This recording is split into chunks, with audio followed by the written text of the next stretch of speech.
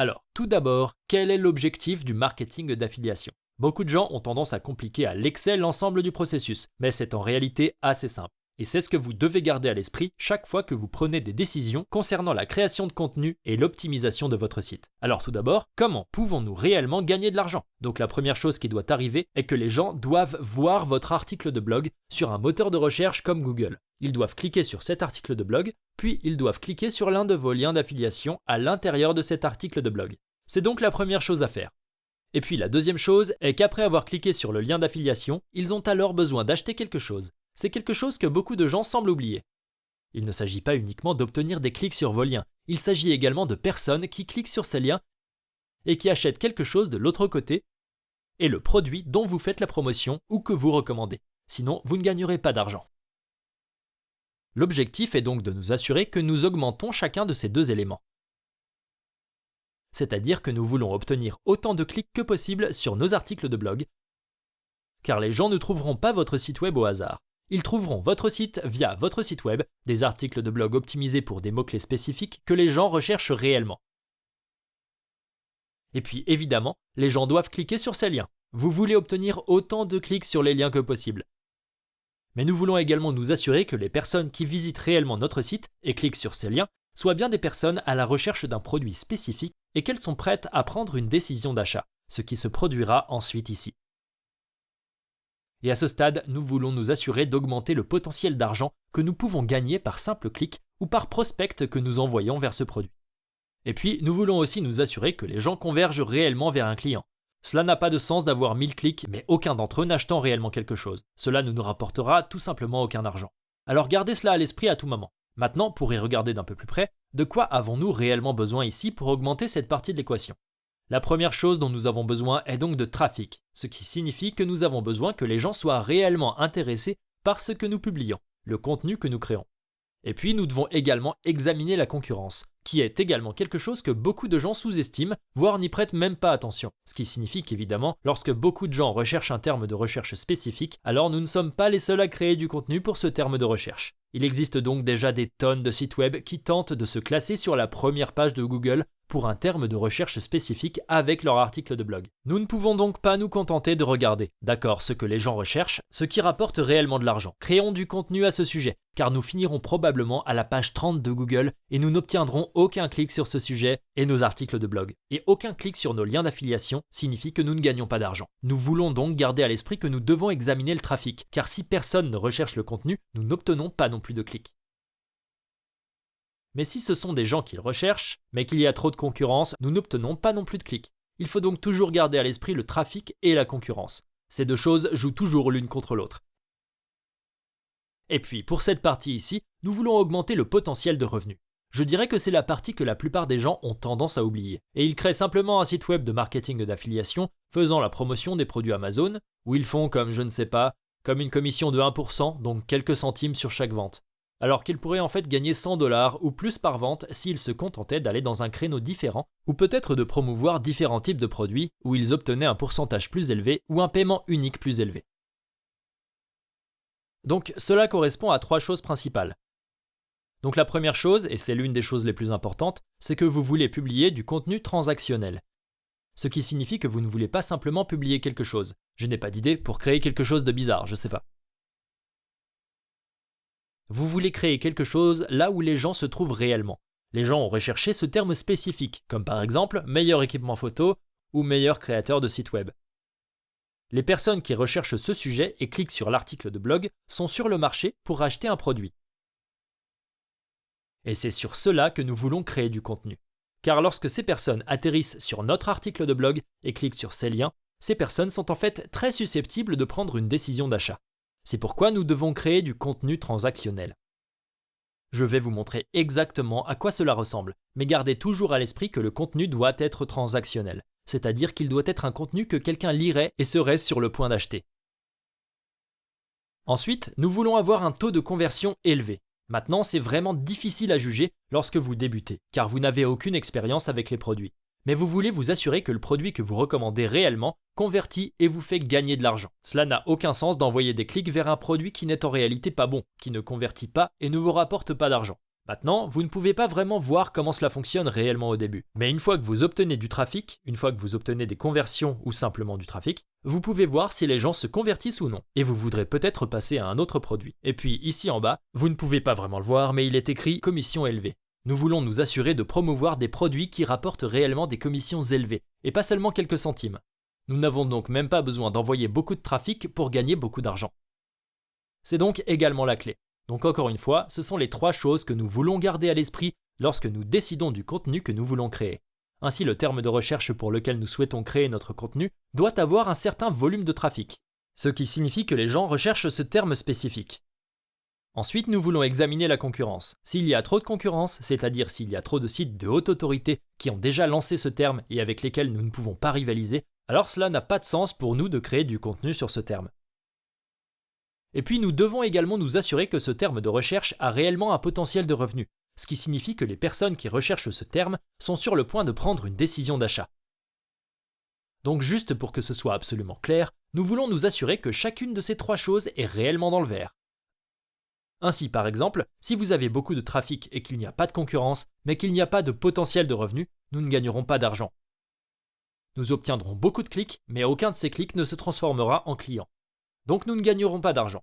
Ensuite, si nous avons beaucoup de trafic et qu'il y aurait un potentiel de revenu, mais que la concurrence est trop forte, nous nous retrouverions à la page 20 ou 30 de Google et nous n'obtiendrons aucun clic. Nous ne ferons aucun clic et donc pas d'argent. Ensuite, s'il y a une forte concurrence ou s'il n'y a pas ou peu de concurrence et qu'il y a aussi un potentiel de revenu, mais qu'il n'y a pas de trafic, donc personne ne recherche réellement ce terme, cela signifie également que nous n'obtiendrons aucun clic.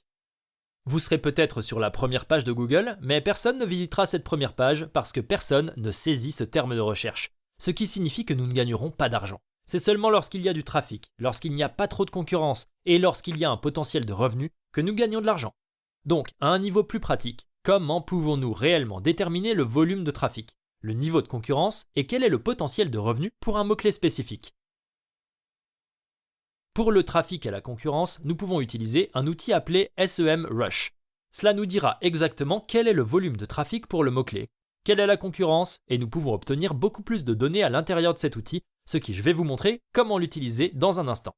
Ensuite, en ce qui concerne le potentiel de revenu, nous voulons d'abord nous demander si ce terme de recherche conduirait réellement quelqu'un à acheter quelque chose. Ainsi, quiconque recherche ce terme est-il sur le point de prendre une décision d'achat ? Et puis on veut aussi penser à la niche. Donc il y a des niches qui sont plus rentables que d'autres. Et je vais vous laisser un document plus bas dans la description vous donnant une liste des niches les plus lucratives selon moi. Mais lorsque vous examinez différentes niches, ce que je vous recommanderais de faire, c'est simplement de regarder les meilleurs sites web de cette niche, de regarder les produits dont ils font la promotion, de consulter le programme d'affiliation pour ces produits et de regarder les paiements qu'ils versent et obtiennent.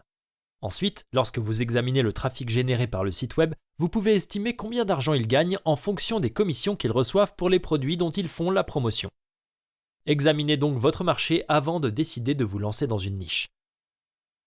Mais les niches dans lesquelles vous pouvez vous lancer ne manquent pas. Il vous suffit de faire quelques recherches avant de vous engager réellement dans une niche. Et puis, d'après mon expérience personnelle, je dois dire que je trouve beaucoup plus facile de gagner beaucoup d'argent avec des produits numériques qu'avec des produits physiques. Et je vois aussi d'autres personnes dans le marketing d'affiliation qui gagnent beaucoup d'argent. La plupart d'entre elles font la promotion de produits numériques. Il existe désormais également des sites majeurs faisant la promotion de produits physiques. Mais la quantité de trafic dont vous avez besoin pour gagner beaucoup d'argent avec des produits physiques est en réalité insensée. Donc pour les débutants, je recommanderais fortement de se concentrer sur les produits numériques. Et donc ceux-ci pourraient être comme des cours en ligne, des plateformes, des logiciels, des choses comme ça, où aucun produit physique n'est expédié lorsque quelqu'un achète quelque chose. Et la raison en est que ces entreprises sont en mesure de vous payer une commission beaucoup plus élevée car leurs frais généraux sont bien inférieurs. Ainsi, lorsque quelqu'un s'inscrit, disons sur Wix, il n'a pas vraiment besoin d'expédier quoi que ce soit, il permet simplement à ce client d'utiliser son site. C'est pourquoi il est en mesure de vous payer une commission élevée. Donc généralement c'est entre 10 et 40% de la vente ou du paiement mensuel récurrent du client. Ou vous recevez simplement une commission unique entre 50 et 300 $. C'est un peu ça que j'ai vu dans l'industrie. Évidemment, cela dépend aussi du créneau, mais avec les produits physiques, parce qu'il y a tellement de coûts impliqués comme les coûts de production, les frais d'expédition et tout ça, ils ne peuvent vous payer qu'une commission de 1 à 3%, qui encore une fois, comme je l'ai dit, vous devrez avoir des tonnes de clics et de trafic pour gagner quelques dollars. C'est pourquoi je recommanderais de se concentrer sur les produits numériques. Et puis, lorsqu'il s'agit de choisir votre niche, ce que je recommande, c'est de commencer par une niche large et de créer en quelque sorte votre site web sur cette niche large. Mais assurez-vous qu'il s'agit également d'une niche rentable. Et encore une fois, je vais vous laisser une liste des niches les plus rentables ci-dessous dans la description. Et puis, vous voulez tester différentes sous-niches au sein de votre large niche. Donc un exemple à quoi cela pourrait ressembler serait par exemple que vous choisissez la niche technologique. Ce sera un site web ou un site web de marketing d'affiliation sur la technologie. Et ensuite, vous serez un testeur de ces sous-niches de cybersécurité. Et vous allez créer des articles de blog sur des sujets de cette niche où vous pouvez même vous nicher et vous lancer dans la pénétration des applications web. Et ce n'est qu'une sous-niche de cybersécurité selon l'état de la concurrence. Si la concurrence est trop forte dans la niche mère, alors vous souhaitez vous nicher encore plus bas et renforcer votre autorité auprès de Google au sein de votre niche. Maintenant, généralement, vous ne pourrez pas simplement choisir votre niche avec votre site web. Vous la trouverez probablement, ce qui signifie qu'une fois que vous aurez testé différentes sous-niches, vous remarquerez que Google récompense le contenu dans une sous-niche spécifique, plutôt qu'une autre. Et c'est le contenu ou c'est la niche dans laquelle vous voulez vous pencher. Ainsi, Google déterminera en quelque sorte dans quel domaine vous êtes un expert et vous donnera en quelque sorte une autorité sur ce sujet spécifique. Donc ce que vous devez faire, c'est simplement continuer à publier du contenu. Puis vous voulez lire les données, donc quel contenu est réellement classé. Quel contenu génère des clics et quel contenu rapporte de l'argent. Puis ajuster en fonction de ces données. Et puis ce que vous devez également garder à l'esprit est probablement la chose la plus importante en matière de marketing d'affiliation. C'est qu'il s'agit d'un marathon et non d'un sprint. Le marketing d'affiliation est vraiment un jeu à long terme, et au cours des 2 premières semaines, voire des premiers mois, vous ne verrez pas beaucoup de résultats, ni même d'argent rentré. C'est pourquoi vous devez vous engager et être prêt à le faire. Ceci pendant au moins 6 mois, jusqu'à ce que vous décidiez si cela est vraiment fait pour vous ou non. Et c'est aussi une raison pour laquelle vous voulez choisir un créneau où vous êtes au moins un peu intéressé. Sinon, cela va être très difficile de continuer à travailler quand vous ne voyez pas beaucoup de résultats au début. Et c'est le plus grand risque d'une activité de marketing d'affiliation, pour laquelle vous allez abandonner tôt avant de voir votre première commission, vos premiers résultats. Gardez donc cela à l'esprit lorsque vous choisissez votre créneau. Nous avons maintenant presque terminé la présentation ici. Je veux juste revoir 2 ou 3 diapositives supplémentaires avant de commencer le didacticiel. Je veux juste que tout soit réglé avant de commencer afin que vous ayez les plus grandes chances de réussir avec votre site. Alors, quel est réellement le contenu qui rapporte de l'argent? À quoi ressemblent les articles de blog? Ce sont donc les 4 articles principaux sur lesquels je me concentrerai si l'objectif est d'augmenter vos revenus, de gagner de l'argent. Le premier est le meilleur X pour Y, qui par exemple pourrait être les 7 meilleurs créateurs de sites web de 2023 ou les 7 meilleurs créateurs de sites web pour les petites entreprises. Les personnes qui recherchent ce terme de recherche sont à la recherche d'un nouveau créateur de site web qu'elles souhaitent utiliser. Il s'agit donc d'un contenu transactionnel parfait.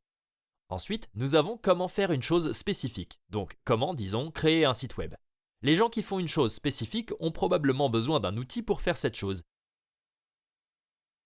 Et vous serez l'affilié et ferez la promotion ou la recommandation de cet outil. Maintenant, pour la création de site web, évidemment, il s'agira d'un hébergement de site web ou d'un créateur de site web. Vous pourrez donc gagner des commissions grâce à cela.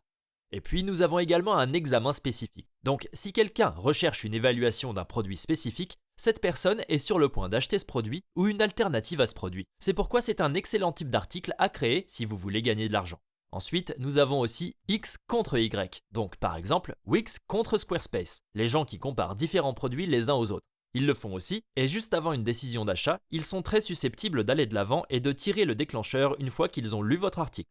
Puis pris la décision et cliquez sur votre lien d'affiliation. Puis vous accédez à la commission de parrainage. Voici donc ma stratégie personnelle qui a plutôt bien fonctionné pour moi. Ce que vous remarquerez, c'est que lorsque vous effectuez une recherche par mots-clés, c'est que les publications expliquant comment faire quelque chose ou quel est le meilleur X pour Y, ces publications sont pour la plupart des niches qui ont généralement beaucoup de trafic, mais ont également une concurrence très élevée. C'est-à-dire qu'au début, il est très difficile de se classer pour ces termes. Donc au début, je me concentrerai ici sur ces termes, à savoir une évaluation de produits spécifiques, puis une autre évaluation de produit, puis une autre évaluation de produit, toutes dans le même créneau. Et puis, une fois que vous avez fait tout ça, vous pouvez comparer ces produits les uns aux autres et créer des articles de blog distincts pour ces articles de contenu de comparaison. Et donc, une fois que vous avez fait ça, vous aurez beaucoup de connaissances et aussi des articles sur ce sujet. Et c'est à ce moment-là que vous pouvez créer un article comme celui-ci. Donc ce serait comme un article pilier qui a un potentiel de trafic élevé. Et alors, vous pouvez créer un lien vers tous ces autres articles ici, et vous pouvez lier ces articles à cet article. C'est donc essentiellement ainsi que je renforcerai mon autorité dans un créneau spécifique. Et encore une fois, je commencerai par ces termes de recherche qui sont soit une critique, soit une comparaison entre 2 voire 3 produits différents, car ils ont généralement une concurrence moindre par rapport à ce type de publication ici. Ainsi, par exemple, pour le créneau des créateurs de sites web, cela pourrait ressembler à ça. Vous créeriez une revue Wix, une revue Webflow et une revue Squarespace, qui sont toutes des créateurs de sites web. Alors vous comparerez Wix à Webflow, Wix contre Squarespace, Webflow contre Squarespace, etc. Et puis, une fois que vous avez fait ça, vous pouvez créer le contenu de votre pilier. Comment créer un site web à l'aide de Wix? Ou comment créer un site web pour une petite entreprise? Ou les meilleurs créateurs de sites web pour les petites entreprises, 7 meilleurs créateurs de sites web pour les photographes, des trucs comme ça.